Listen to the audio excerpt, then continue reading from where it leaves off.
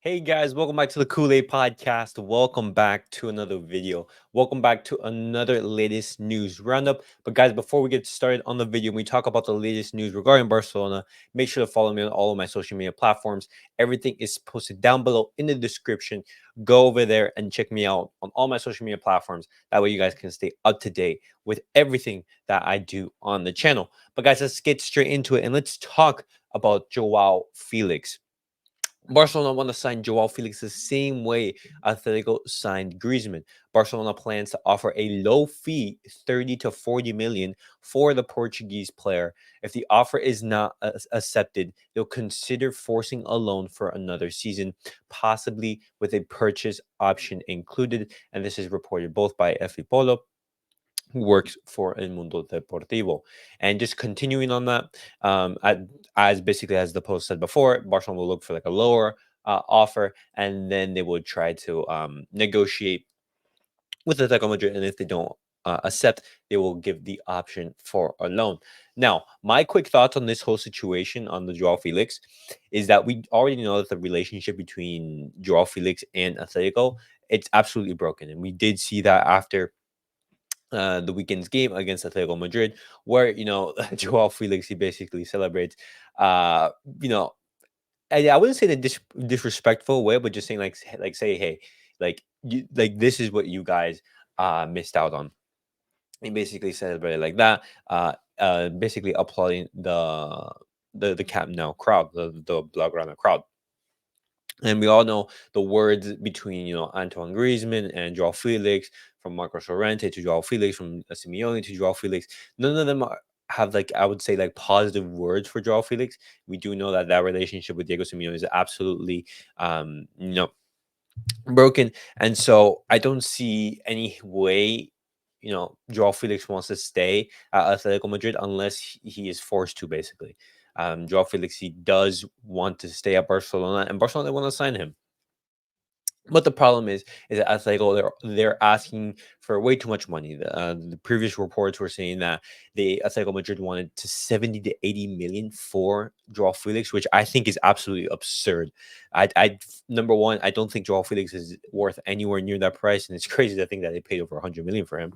But Atletico Madrid, they do want to recuperate that amount of money that they paid for him, so like a couple of seasons ago. But one, I don't think he's worth that much, and second, Barcelona, they don't have the funds to be able to pay for that much, and so Barcelona, they're trying to offer a lower fee. I personally think 30 million is a good figure, I would say.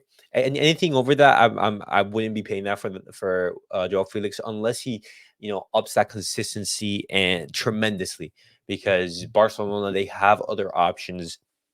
We need other positions to fill, especially that pivot CDM role. We need to get a pivot in the summer. That's one of our main priorities. And as well, guys, also need to buy Cancelo. That's like 20, another 30 million that we also have to buy. And so the Barcelona, they don't have unlimited funds in the upcoming summer.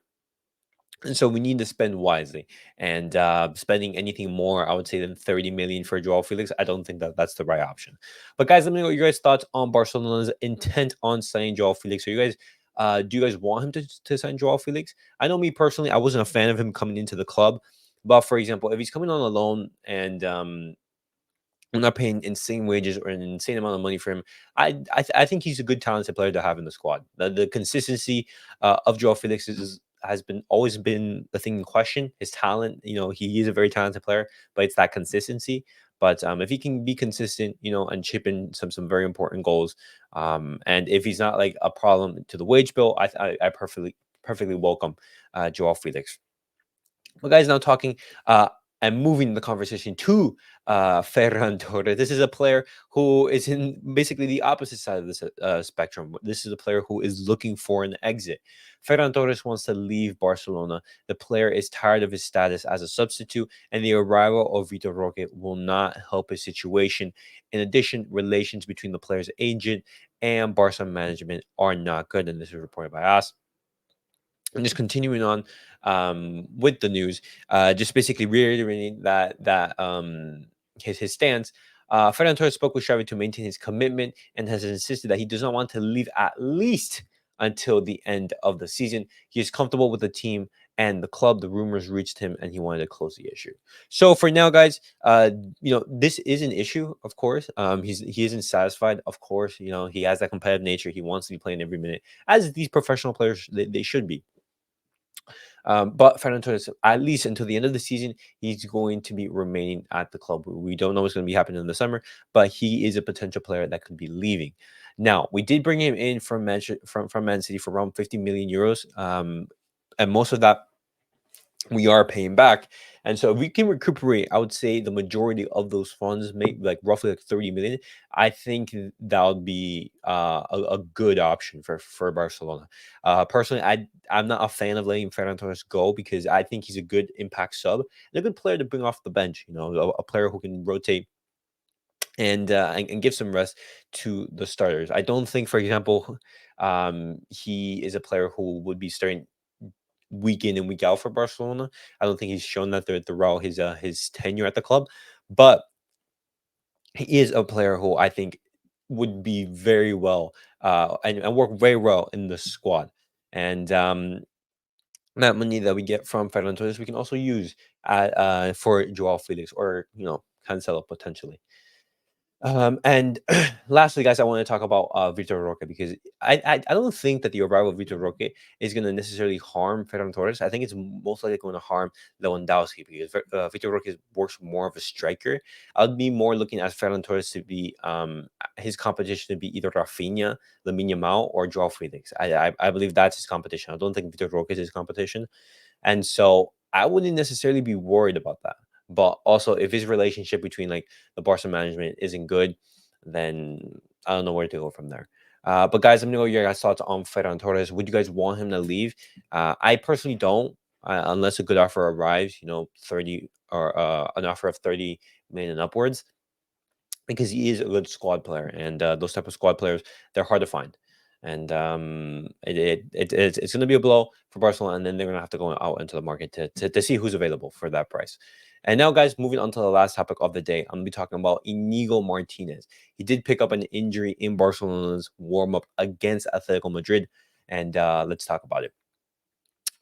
Inigo Martinez, medical news. Tests carried out have revealed that Inigo Martinez has a right hamstring injury. He is out and his recovery will determine his availability. Now, his first game at Barcelona, it didn't go spectacularly well. He did have an iffy game, it wasn't brilliant. But since that game, he's been absolutely rock solid in the back for Barcelona, and he's been, a mainstay in that defense. Xavi has grown to be a huge fan of him, and his left foot no, and his ability to be a left-footed player, it helps his case so much because unlike any of the other center backs that we have, he's the only natural left-footed center back. And so when you're playing as a left-footed center back, of course you want that player to be left-footed, and so that's an advantage that he has. And on top of that, of him playing at a spectacular level, just helps his case. And roughly his timeline, his recovery date, he will be out for a month, and so most likely we've seen the last of Inigo Martinez in 2023, and he will be back in 2024. He will miss a couple key games, the game against Girona, which is coming up, and he will miss the game against Royal Antwerp. But other than that, he should be available for at the start of the year. And regarding who can possibly replace him in the squad, we do know that Christensen is going to be back into the fold. He's going to be taking his position, and thank goodness that we have good center back depth, something that we did not have in previous years. But also, both Pau Kubrasi and Juame Cuejada. No, guys, I have absolutely butchered that. Cuejada, I just ignore that. Trained with the first team today as the squad prepares for the match against Girona. With the injury to Inigo Martinez, Kubarsi has a good chance of being called up on Sunday. Both of these are athletic, no Barcelona athletic players, young talented defenders who can get a call up to the first team. But guys, that was it for the Barcelona news of the day. What do you guys make of everything that we have discussed? What do you guys make of Barcelona's intent to sign Joao Felix? Do you think that's a fair price, 30 to 40 million, or would you want Barcelona to maybe fork up a little bit more to assure the signing of Joao Felix? And then lastly, guys, what do you guys also make of Ferran Torres and Inigo Martinez injury? But guys, thank you guys all for watching. Thank you guys for supporting the channel. I appreciate that a ton. And hopefully you guys are having a fantastic day. And as always, guys, remember to like, subscribe, and comment. I'll see you guys all in the next video.